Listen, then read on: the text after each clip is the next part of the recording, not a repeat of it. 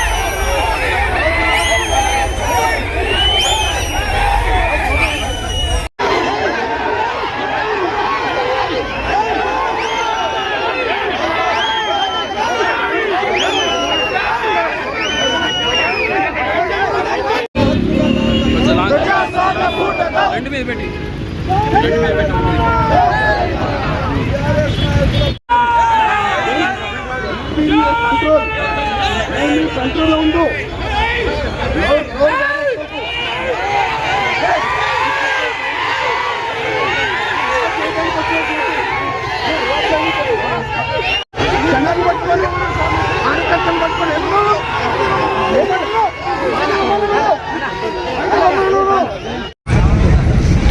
రేవంత్ రెడ్డి సర్కారు పరిపాలన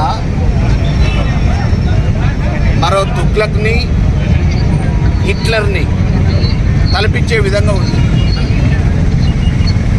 తుగ్లక్ని హిట్లర్ని కలిపి ఒక మనిషిగా తయారు చేస్తే ఏ రకమైన మనిషి ఉంటాడో ఇవాళ రేవంత్ రెడ్డి ప్రవర్తన పరిపాలనా విధానం ఆ రకంగా ఈ రాష్ట్రంలో ఉంది. ఎక్కడ చూసినా నిర్బంధాలతోని శాంతి భద్రతలు పరిరక్షించాల్సిన పోలీసులే అధికార పక్షానికి తొత్తులుగా మారింది. ఇవాళ ఈ తెలంగాణని సాధించిన జాతిపిత ఉద్యమకారుడు కేసీఆర్ గారు ఎడారిగా ఉంచిన ఈ కాంగ్రెస్ అప్పుడు 60 సంవత్సరాల పరిపాలనలో తెలంగాణని ఏ అభివృద్ధి చేయకుండా వివక్షకు గురి చేసి ఎడారిగా ఉంచితే ఈ వివక్షకు తెలంగాణ గురవుతుందని చెప్పేసి ఒక తెలంగాణ బిడ్డగా ఈ తెలంగాణ కోసం ప్రత్యేక రాష్ట్రంగా ఏర్పడితేనే సాధ్యమవుతుంది. ఈ బతుకులు మారుతాయి, వలస బతుకులు ఆగుతాయి. కరో గంజో దాగే ఈ సామాన్య బతుకులకి ఈరోజు మన ప్రత్యేక రాష్ట్రంలో వివక్షకు గురి కాకుండా చూడాలనే ఆలోచనతో కంకణబద్ధుడై 14 సంవత్సరాలు సుదీర్ఘ పోరాటం చేసి సాధించుకున్న తెలంగాణలో ఇవాళ అరాచకత్వం నడుస్తుంది.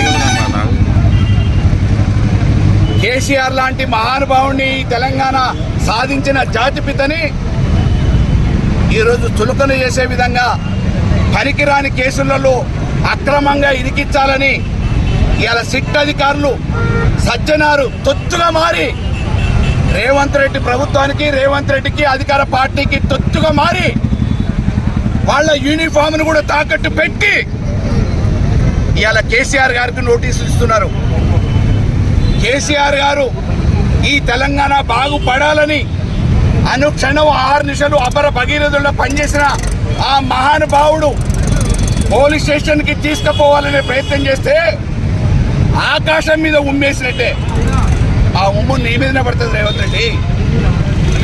ఇవాళ ఒక ఉద్యమ పార్టీగా 14 సంవత్సరాలు ఉర్రూతలు ఊగించి ఈ తెలంగాణని సాధించి ఢిల్లీ మెడలు వంచి తెలంగాణని సాధించిన నాయకుడిని 10 సంవత్సరాలు పరిపాలన సాగించి సామాన్యుల పక్షాన ఒక దేవుడుగా నిలిచి అన్ని వర్గాల్ని హక్కున చేసుకొని పరిపాలన సాగించిన ఆ మహానుభావుడిని సిట్టు పేరు మీద పనికిరాని కేసులలో ఇరికిచ్చి బద్నాం చేయాలని పోలీస్ స్టేషన్ నోటీసులు ఇప్పించడం.